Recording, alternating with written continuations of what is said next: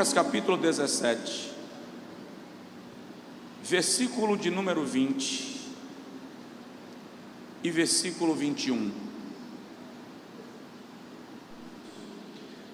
Diz assim: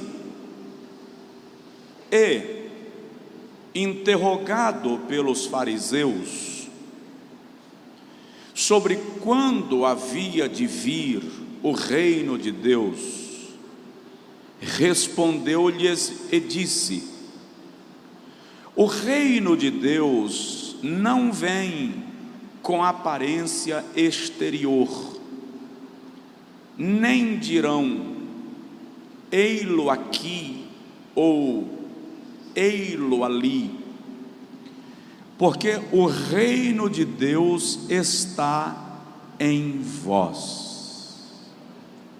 Você devia ter dado glória a Deus, acho que você não entendeu. O reino de Deus não vem com aparência exterior,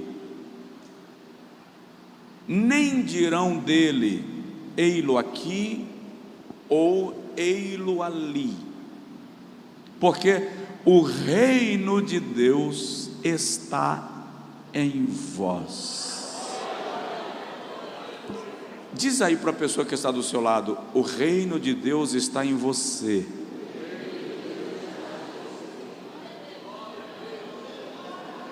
É sobre isso que eu quero falar. O reino de Deus está em vós.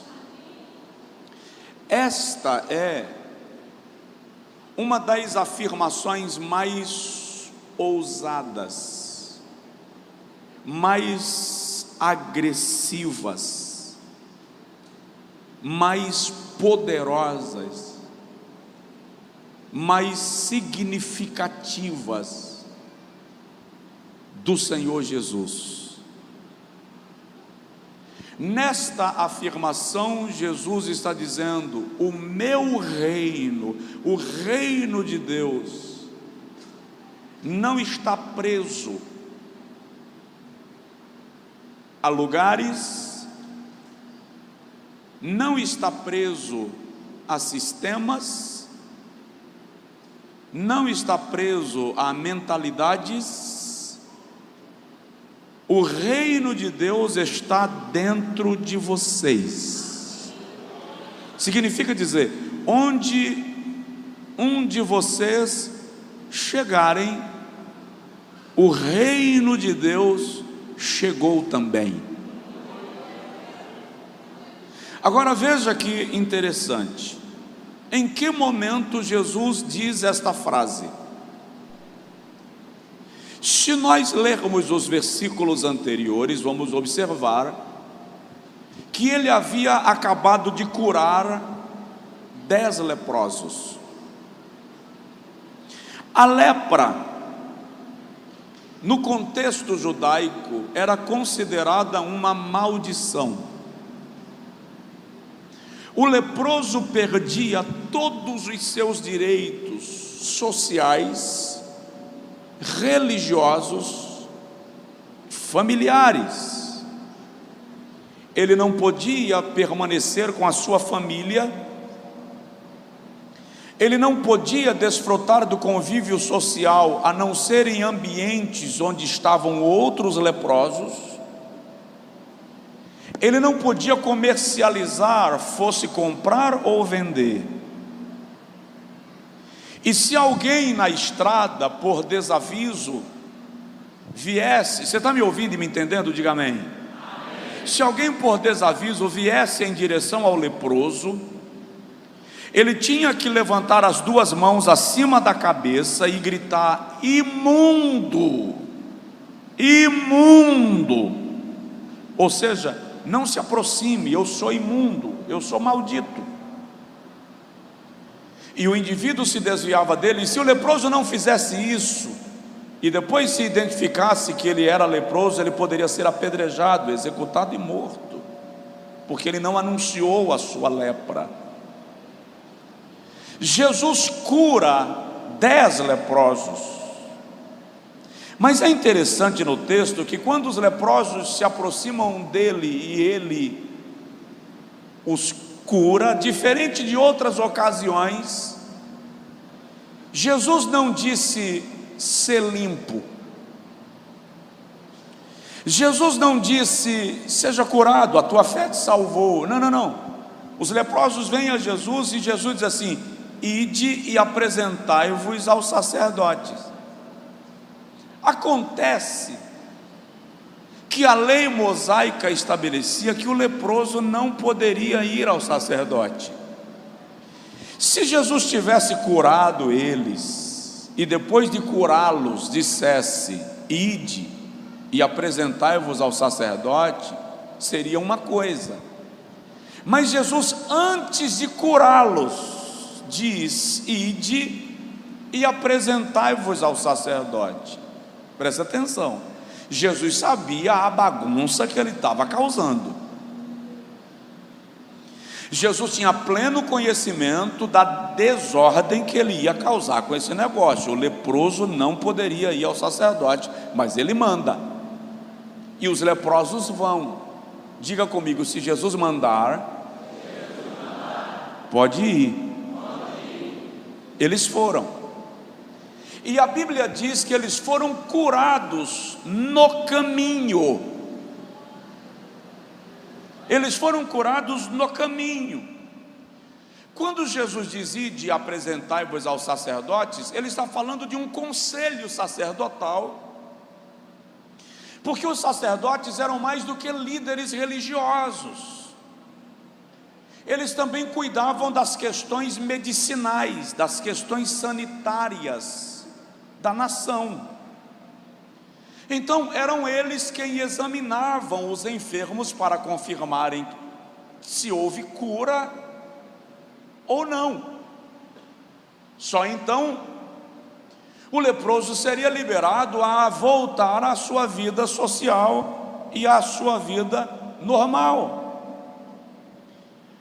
Posteriormente, os fariseus, sabendo que Jesus havia mandado os leprosos irem aos sacerdotes, vieram interrogá-lo. Tem gente que pensa que os fariseus eram um bando de aloprado, aluado, que não sabia de nada. Contrário, eles eram a classe culta de Israel, os doutores da lei, os intérpretes da lei. O Sinédrio, por exemplo, que era a Suprema Corte de Israel, era composto em sua maioria por fariseus. A lei mosaica, ao contrário do que alguns pensam, não se resumia ao decálogo da lei moral, os 10 mandamentos.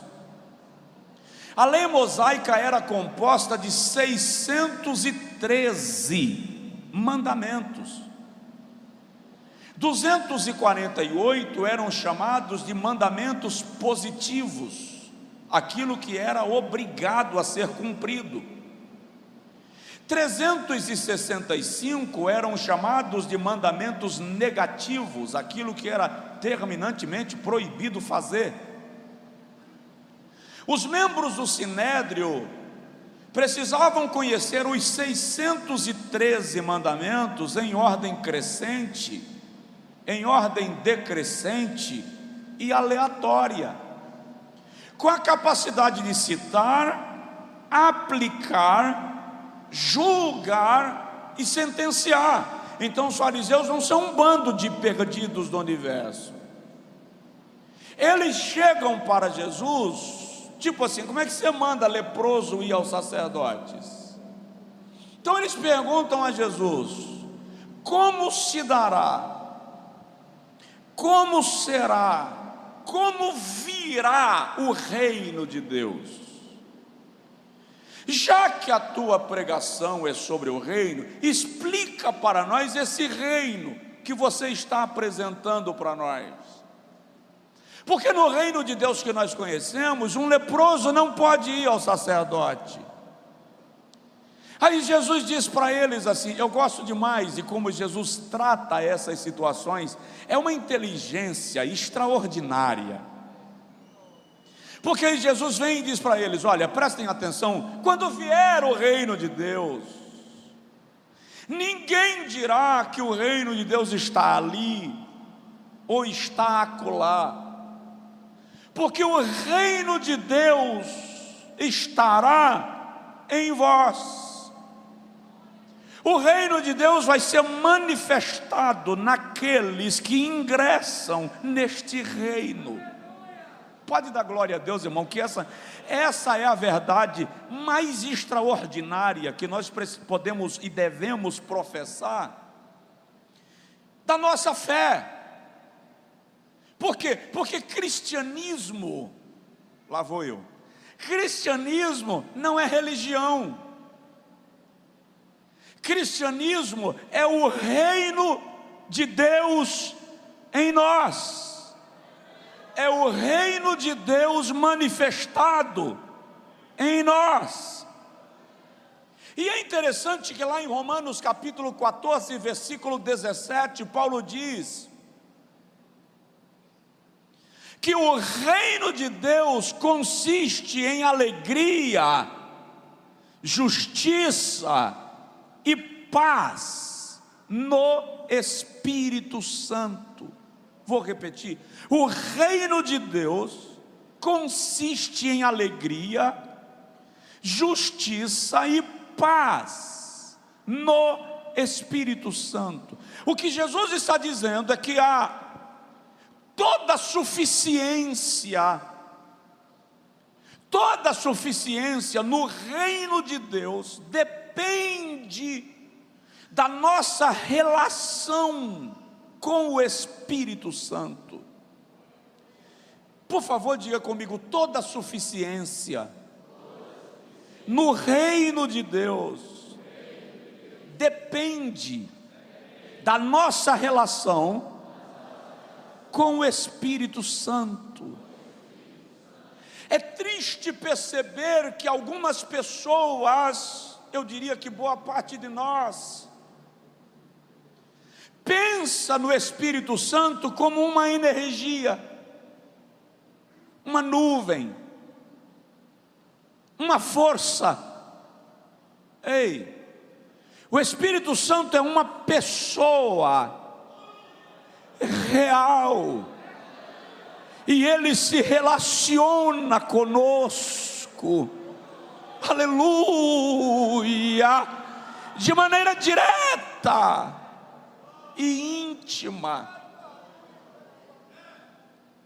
E aí o apóstolo Paulo diz que a alegria, a justiça e a paz são os pilares desse reino, e as amarrações desses pilares são a nossa relação com o Espírito de Deus. Agora, vamos observar o seguinte: a palavra reino de Deus, para nós ocidentais, soa pálida, porque nós não conhecemos o conceito prático e vivencial da expressão reino. Num reino só há um rei, e no reino de Deus ele é o grande rei. Os demais são súditos. Nós somos súditos do reino. Num reino, um servo não faz o que quer. O servo faz o que o rei determina. O nosso conceito de reino de Deus é muito dos contos de fadas, da fantasia. Mas a Bíblia Sagrada trata muito da questão do reino espiritual de Deus. No Salmo 22, por exemplo, versículo 28, o salmista diz que o Senhor reina sobre todas as nações. No Salmo 95, 3, ele diz que o Senhor reina sobre toda a terra. Em Daniel capítulo 2, versículo 44, quando se aplica e se traduz a visão, o sonho de Nabucodonosor sobre a estátua, que a gente diz estátua de ouro, mas era uma estátua de diversos materiais. No final do sonho, uma pedra vem e acerta nos pés da grande estátua, e ela é desmanchada, e a pedra cresce, e ela toma conta de toda a terra. E aquela pedra que esmaga os impérios, e ela cresce e domina a terra, representa o reino de Cristo, que é maior do que todos os reinos que já se manifestaram na história. Daniel capítulo 7, versículo 13 e 14, Daniel diz: eu estava olhando nas minhas visões. Eu gosto quando ele diz minhas visões noturnas, e eu vi um ancião de dias, e em direção a ele veio um caminhando sobre as nuvens, semelhante ao Filho do Homem. E ele recebeu o domínio e o poder e o reino para sempre.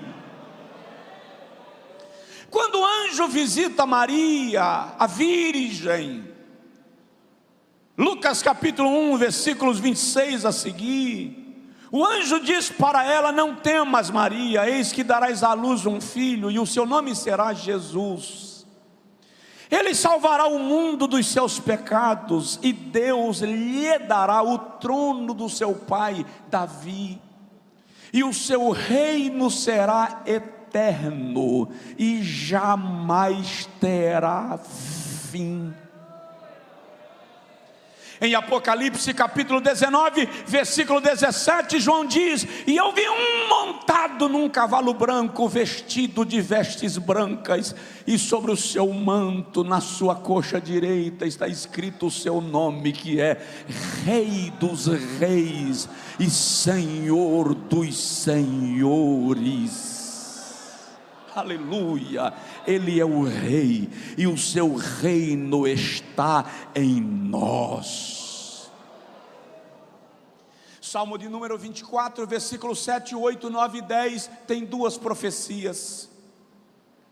No versículo 7 e 8 tem uma profecia que já se cumpriu. Versículo 9 e 10 tem outra profecia que ainda vai se cumprir.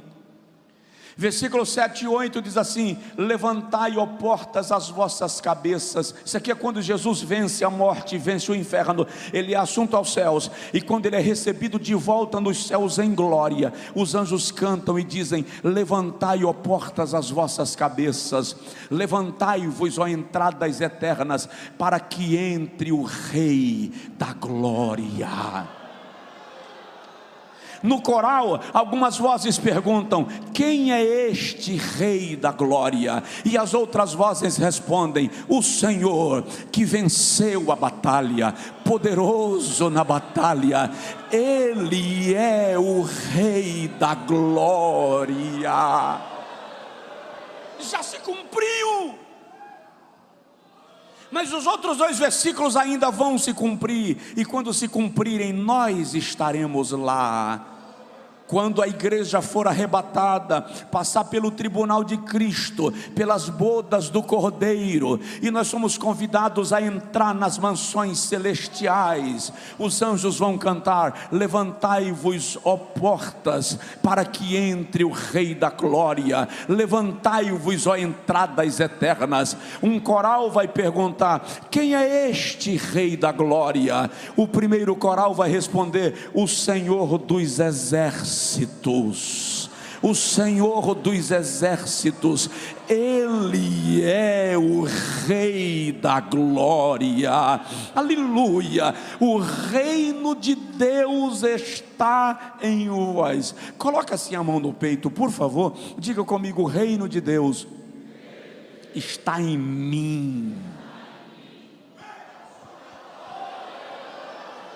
Jesus está dizendo: o reino de Deus não é terrenal, o reino de Deus não é político, o reino de Deus não é geográfico, o reino de Deus é espiritual. Lá vai, Jesus está dizendo: o reino de Deus não vai se manifestar, o reino de Deus já está manifestado. Onde? Como? Na igreja, naqueles que representam o seu reino. Mas o que significa a expressão reino de Deus? O que significa o reino de Deus está em mim? Como esse reino se manifesta? Primeiro, a palavra reino de Deus fala de lugar da presença de Deus. Reino de Deus é lugar da sua presença. Significa entender que se o reino de Deus está em mim, é meu dever manifestar a presença de Deus. Eu e você, irmão, nós, servos do Senhor, precisamos compreender que nosso papel na terra é manifestar a presença de Deus. Por que Jesus, quando nos salva, não já leva a gente para a glória? Se a meta da nossa salvação é nos levar para o céu, por que quando você aceita Jesus, você não é logo trasladado? Porque o plano de Deus é que o seu reino seja manifestado na terra através de alguém. Na oração mais conhecida da Bíblia, Jesus diz assim: Pai nosso que estais nos céus, santificado seja o teu nome, venha o teu reino. Só que fala de presença de Deus, e é interessante que o judeu, nos dias de Jesus, jamais se referia a Deus na primeira pessoa da conjugação verbal, nem na segunda, porque Deus era visto como um ser inatingível, distante. Sempre que o judeu se referia a Deus, ele se referia ao Deus impessoal, na terceira pessoa da conjugação do verbo. Quando Jesus diz Pai nosso que estais no céu, ele deixa subentendido aqui a inferência da segunda pessoa da conjugação: tu estás no céu.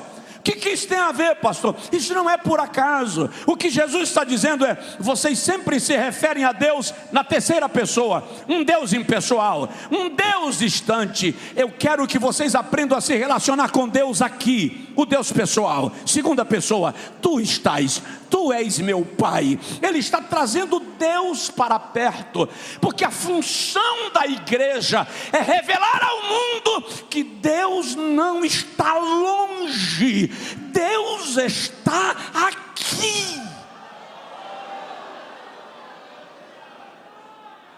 Então a expressão reino de Deus fala de presença. Devo lhe dizer, sim, que o Senhor não queria falar com Israel através de Moisés. Sabia disso? Não era o plano de Deus se comunicar com Israel através de Moisés. O plano de Deus era se comunicar com Israel diretamente. Deus queria falar com a nação inteira. Êxodo capítulo 19, o Senhor diz a Moisés: manda que o povo se santifique, versículo 16 a seguir, e manda que eles venham ao pé do monte. Eles não devem subir no monte, não devem tocar no monte, porque a minha presença vai descer sobre o monte, e se eles tocarem no monte, serão consumidos pelo fogo da minha presença. Mas eu quero todos eles ao pé do monte, porque eu vou falar com eles. A Bíblia diz que o Senhor desce sobre o monte Sinai, e Ele vem com trovões, relâmpagos, e o monte estremece, há um terremoto, o monte não resiste à presença de Deus, e entra em movimento, porque o Senhor está descendo no monte. E a Bíblia diz que o povo de Israel fugiu da presença de Deus, com medo de Deus.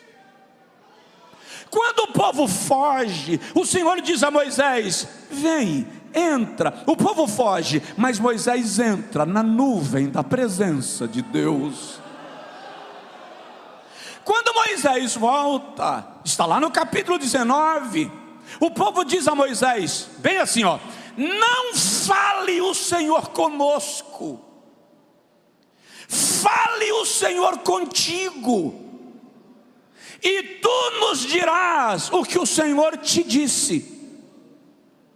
Lá no capítulo 20, Moisés reúne o povo e diz assim: gente, o Senhor não desceu a vós com fogo, trovões e clangor de trombetas, para que tenhais medo dele. O Senhor quer que vocês o temam, não que tenham medo, e que saibam que Ele é santo. Aí o povo diz: não, Moisés, não queremos ouvir Deus, queremos que Ele fale contigo, e tu nos dirás o que o Senhor te disse. Presta atenção, o plano de Deus não era um mediador entre Ele e o povo. O plano de Deus era uma nação sacerdotal, mas o povo fugiu da presença de Deus. Aí o irmão vai encontrar, e é preciso ter isto em memória, que lá na frente, no Êxodo capítulo 33, o Senhor diz a Moisés: Moisés, esse povo é muito duro, esse povo é muito rebelde, esse povo é de dura cerviz. Então, Moisés, a minha presença não irá contigo, mas fica tranquilo, a minha presença não vai, mas o meu poder vai. Eu vou mandar um anjo forte para te guiar. Moisés parou diante do Senhor e disse: não, se a tua presença não for comigo, não me faça sair daqui.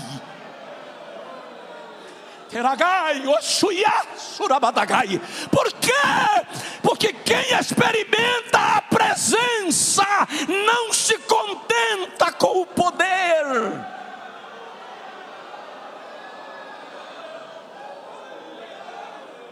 Quem já sentiu a presença não se dá por satisfeito só com o poder. Senhor, pode mandar um anjo forte, mas eu quero a tua presença.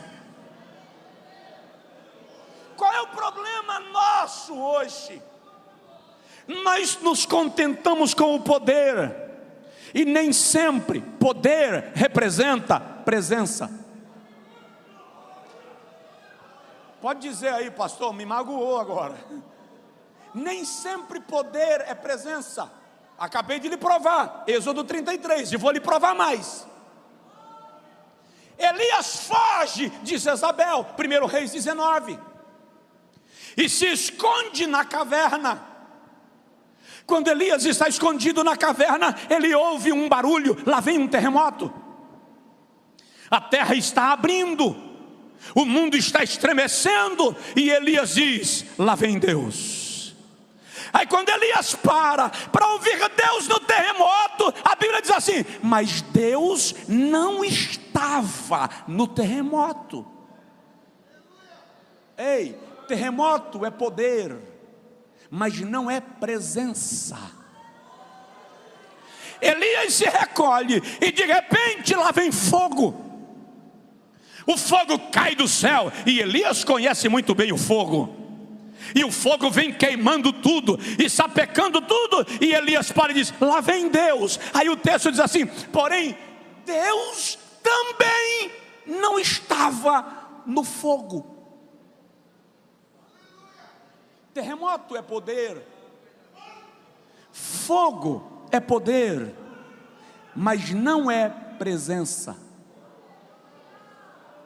Elias para e aguarda. Aí a Bíblia diz que lá vem saraiva, chuva de granizo, pedra caindo do céu, destrói vegetação. Lá vem Deus na saraiva e Elias para. Vamos fazer de conta que Elias é assembleano. Elias para: fala, Senhor, fala comigo agora. Eu te peço, Senhor, fala. Aí a saraiva passa e a Bíblia diz: porém o Senhor não estava na saraiva. Diga comigo, por favor: terremoto é poder, fogo é poder, saraiva é poder, mas não é presença. De repente a Bíblia diz que há uma bonança, um silêncio. Elias nem espera Deus no silêncio, porque se ele não vem no terremoto, se não vem no fogo, se não vem na saraiva, não, no silêncio não. Quando Elias menos espera, uma voz brada na entrada da caverna e diz: que fazes aqui, Elias? Agora é presença.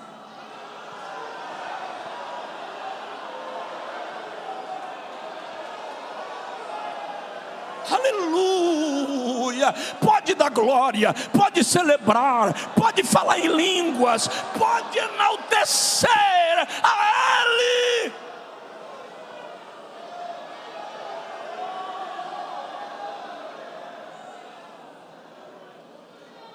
Porque nós preferimos o poder do que a presença? Porque a gente é meio vaidoso.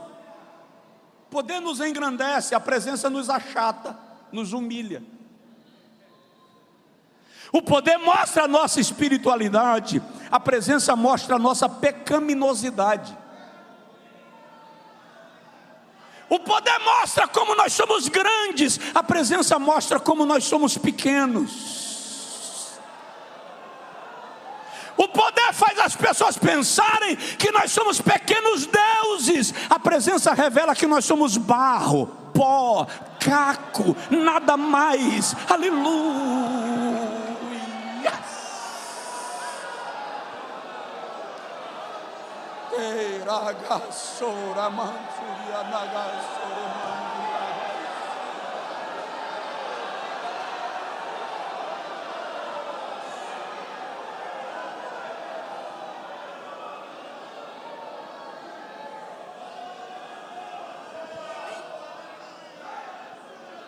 Então, reino de Deus é lugar da presença de Deus. O reino de Deus está em vós. E fala comigo: o reino de Deus está em mim. Sabe o que isso significa? A presença de Deus está em mim.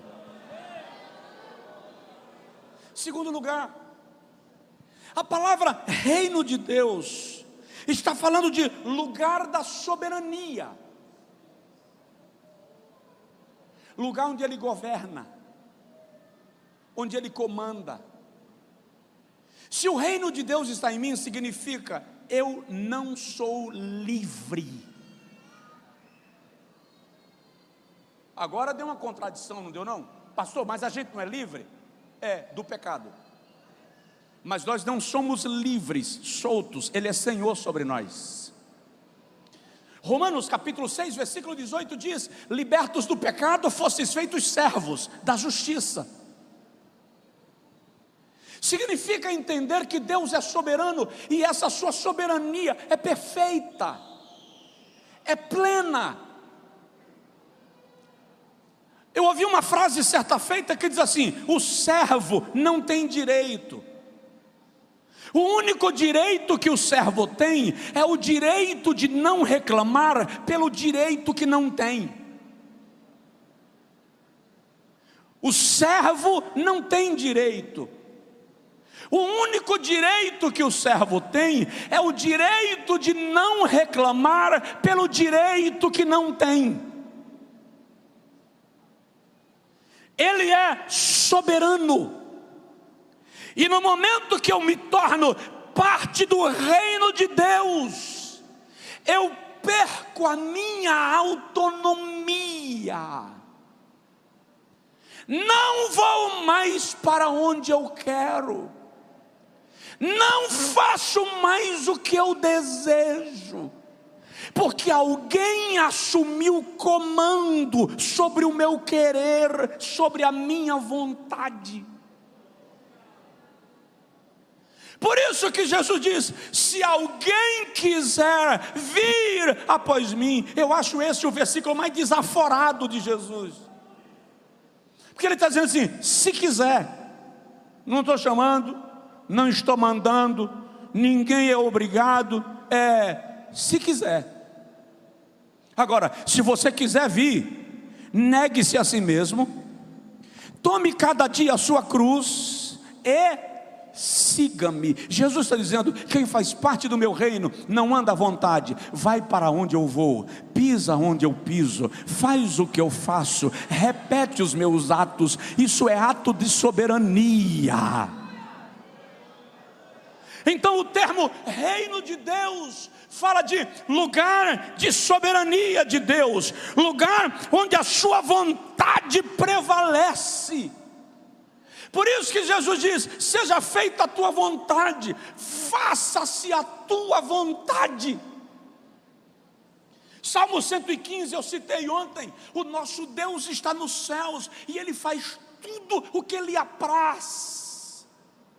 Irmão, de alguma forma nós estamos acostumados com reinos humanos, com governo do povo. O princípio bíblico do governo de Deus não é governo do povo. O princípio bíblico do governo de Deus é governo de Deus. Eu e você não fazemos o que queremos. Ele domina sobre nós. Ele governa sobre nós. E aí a teologia moderna criou um Deus para atender os caprichos do homem. Um Deus que existe em função de nós. O Deus que está lá para nos agradar. E é mais ou menos assim: se Deus quiser minha adoração, Ele que trate de fazer a minha vontade.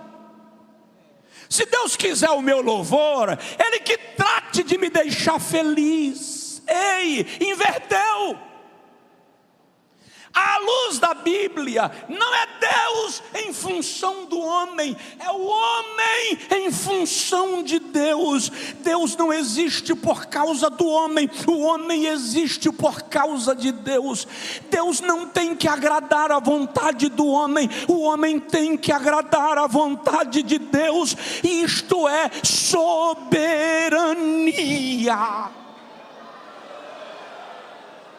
Olha o que Paulo diz sobre isso, quando ele escreve aos Filipenses capítulo 2, versículo 5 ao versículo 11, ele diz: de maneira que haja em vós o mesmo sentimento que houve também em Cristo Jesus, que, sendo em forma de Deus, não teve por usurpação o ser igual a Deus, mas esvaziou-se a si mesmo, e achado na forma de homem, assumiu a condição de servo, sendo obediente até a morte, morte de cruz. Agora lá vai: pelo que também Deus o exaltou soberanamente acima de todos e lhe deu o nome que está acima de todo nome,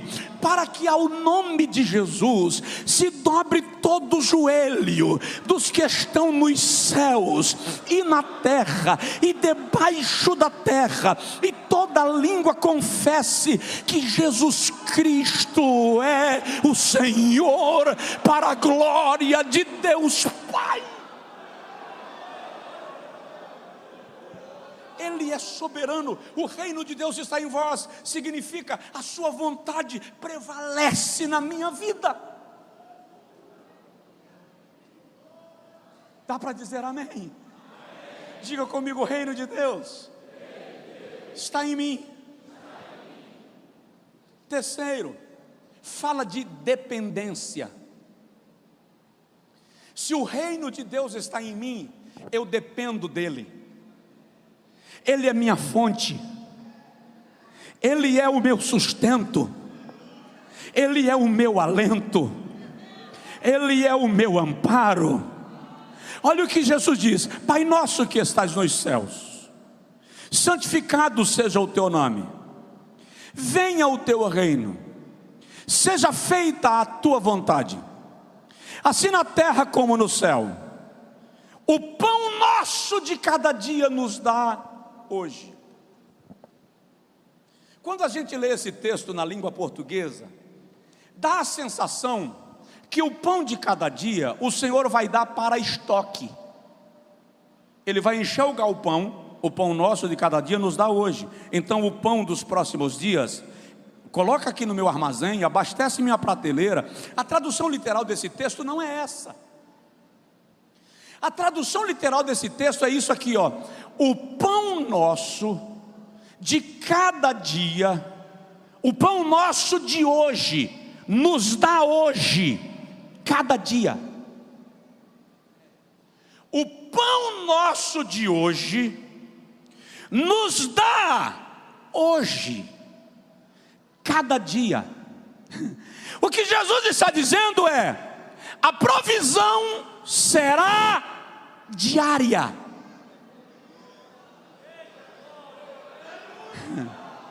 É por isso que lá atrás ele diz assim, lá na frente ele diz assim: não vos preocupeis com o dia de amanhã, basta a cada dia a sua preocupação. Ei, Deus já proveu hoje. Quem viveu a provisão de Deus hoje? Levanta a mão. Ok. O que Jesus está dizendo é: por que você está preocupado com segunda-feira? O Deus que te deu a provisão de hoje já cuidou da provisão de amanhã, já cuidou da provisão de segunda. E por que eu não recebi ainda? Porque Deus não quer que você confie no estoque. Deus quer que você confie nele. Quando o estoque está cheio, a gente diz: graças a Deus, Deus mandou a provisão, armário cheio. E aí você confia no armário. E o Senhor está dizendo: não é isso que eu quero que você aprenda a confiar em mim, cada dia, cada hora, cada instante. Porque o pão nosso de hoje, eu te darei hoje, cada dia. O Senhor é o meu pastor, nada me falta. Tem alguém do seu lado aí? Diz para ele: Deus já proveu.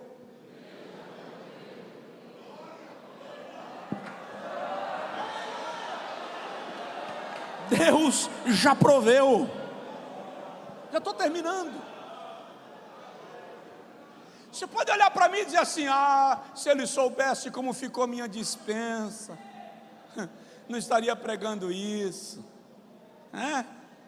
O cara está bem, por isso que está pregando isso aí. Senta para eu te contar a minha história.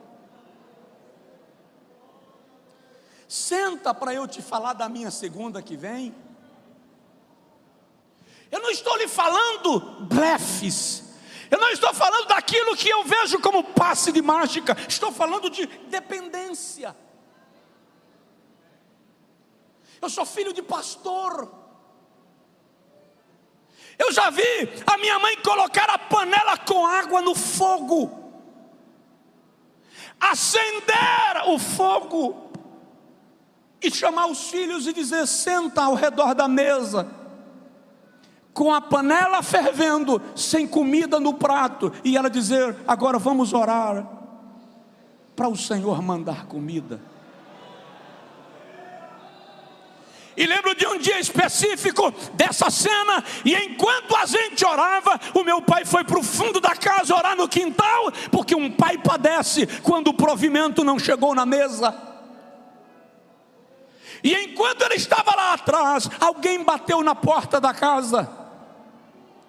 Quando bateram na porta da casa, meu pai gritou de lá e disse assim: Dina, abre a porta, porque o corvo chegou.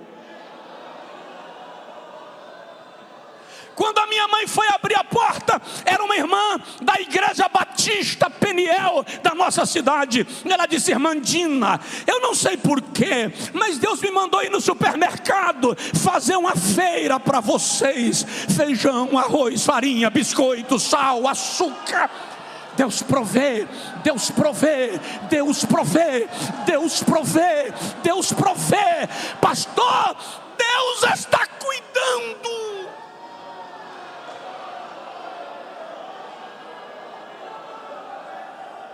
Choragailo subiava suriando rabadagai.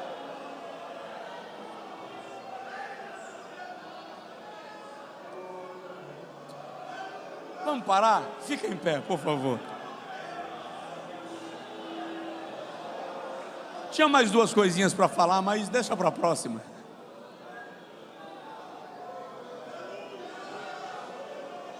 Se Jesus voltar antes da próxima, melhor ainda. Vamos para a glória.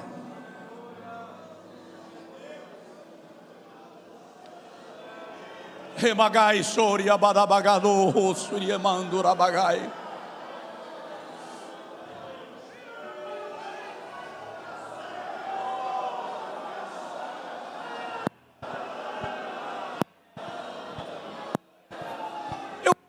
Eu vou dizer para os pais, para que sirva de experiência, inspiração. Microfone.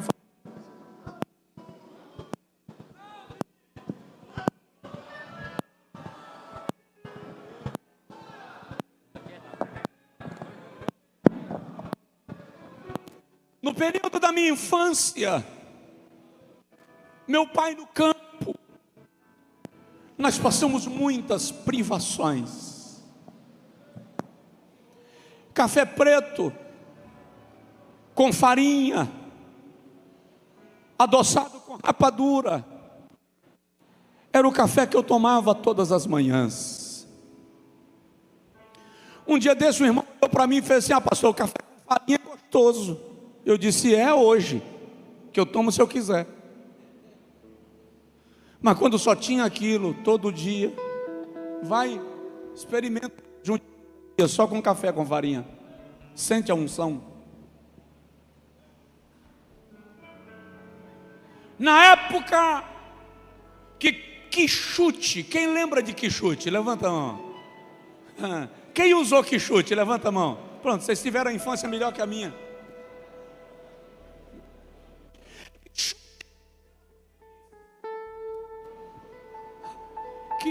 Quichute era tênis de filho de papai. Meu sonho era usar um quichute. Eu usava conga. Lembra da conga? Biquinho branco, tecido azul, alcoólatra. E a minha mãe me colocava, a única calça que eu tinha, uma calça verde de tergal. Imagina eu de calça verde. eu com a calça verde de tergal, no meio da canela, meia branca, conguinha azul, e a minha mãe penteava meu cabelo, passava óleo no cabelo, partia de lado, ainda pegava na minha bochecha e dizia lindo, e eu acreditava.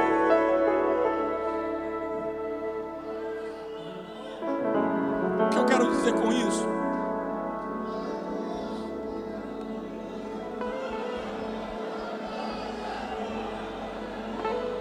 Todas as vezes que eu ia reclamar do quichute, minha mãe dizia: não reclama, um dia você vai escolher o sapato que você quer calçar. Quando eu ia reclamar do café, a minha mãe dizia: não reclama, um dia você vai sentar e vai escolher a comida que você quer comer. Quando eu chego num restaurante hoje e o cardápio vem para a minha mão, para eu escolher o que eu quero comer, eu tenho que lembrar dessa profecia que ela lançava sobre mim. Todo dia, quando eu vou me vestir para a igreja, que eu escolho se quero um sapato preto ou um sapato marrom, se eu quero de bico fino ou de bico quadrado, eu lembro que ela disse: você vai escolher o sapato que quer calçar.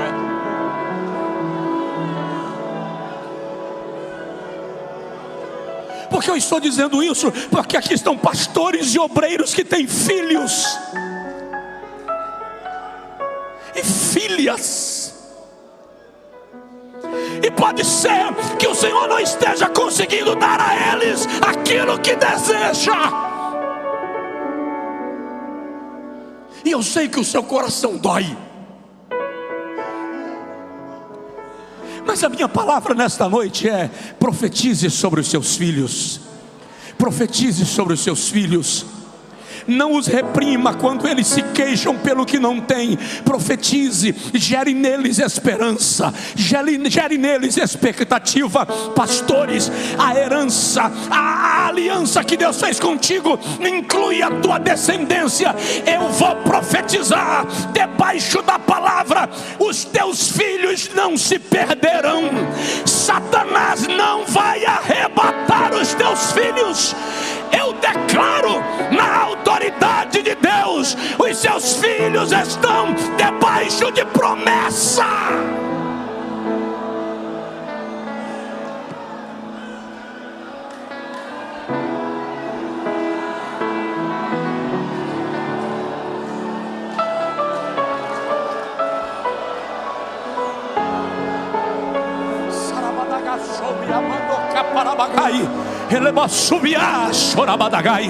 O diabo não vai arrebatar teus filhos, o diabo não vai arrebatar tua filha. Não vai, não vai, não vai.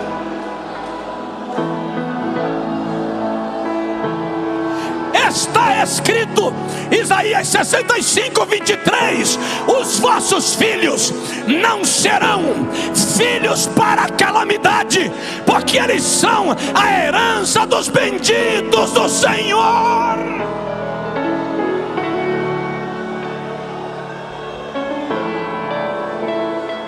Profetize sobre os seus filhos. Profetize sobre os seus filhos. Estenda a sua mão, por favor. Levante sua mão. Profetize sobre os seus filhos. Se eles não estiverem aqui, não tem problema. Profetize sobre os seus filhos agora. Abre a sua boca e diz o nome deles. Profetiza, profetiza, profetiza. Declare, declare, declare.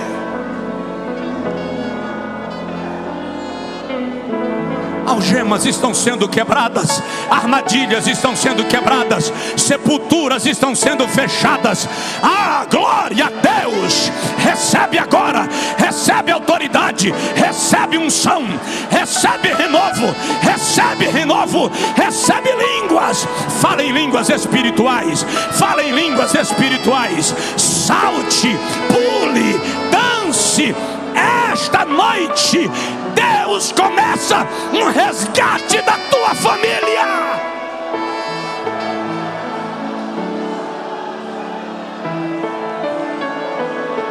Chorabadagai,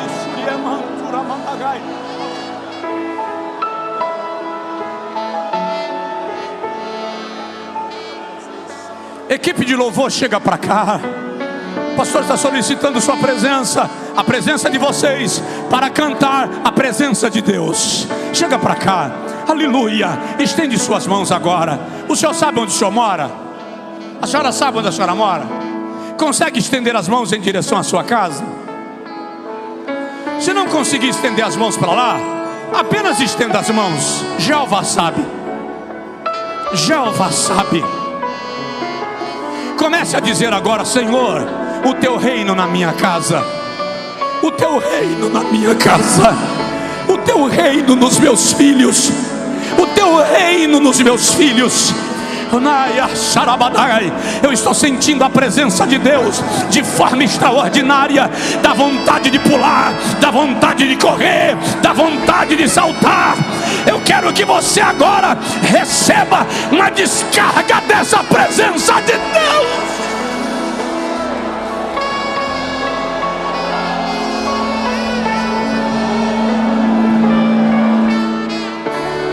Adore, adore, adore, adore em línguas, adore em línguas, adore com louvor.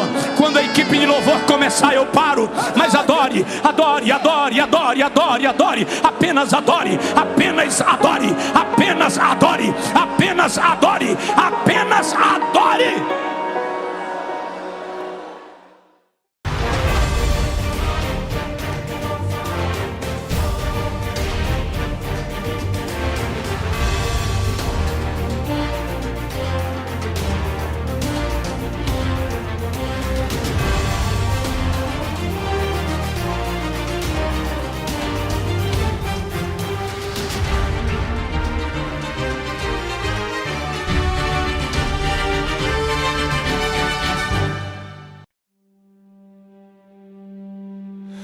I kept the fragments of our vow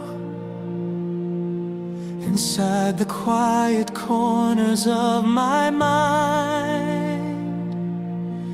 Even when the fires faded out, your words stayed floating through my life. You said the storms would break apart before they ever took us under. But time rewrote the beating heart and left me holding broken thunder. I tried to outrun what you left behind, but the truth keeps pulling me back in line. It's the gravity of your promises.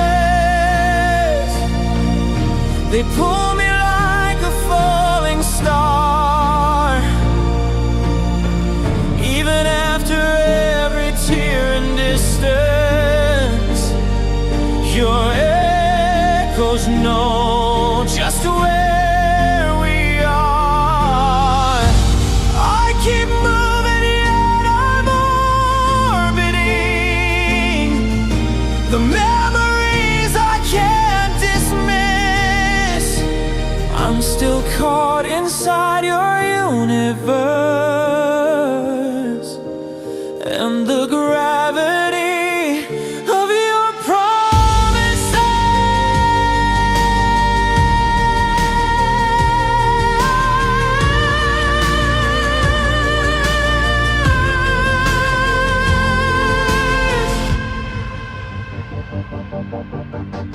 I walk the ruins of our past, the places where our shadows used to dance.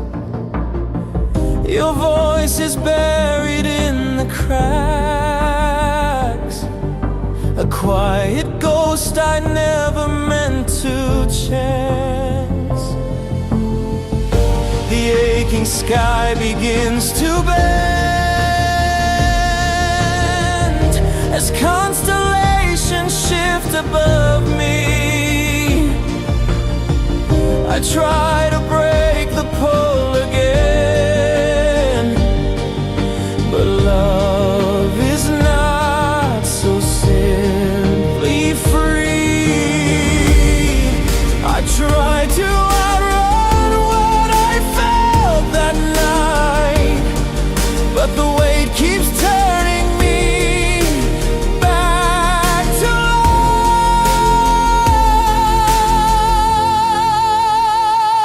light. It's the gravity of your promises.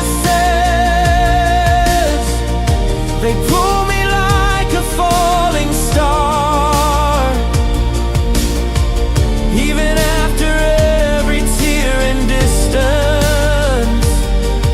Your echoes know just where we are. I keep moving yet I'm orbiting the memories I can't dismiss. I'm still caught inside your universe, and the gravity of your promises.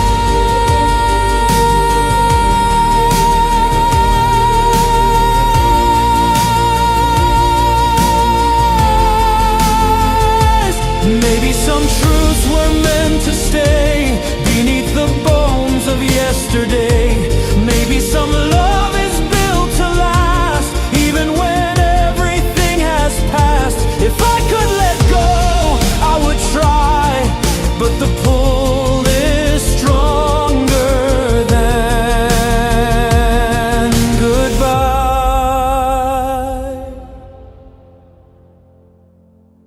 It's the gravity of your promises, a force I never learned to fight. Even if the world collapses, your memory keeps me in its light. I keep moving, but I'm orbiting a truth I can't escape or twist. I'm still bound to all you left in me by the gravity of your promises.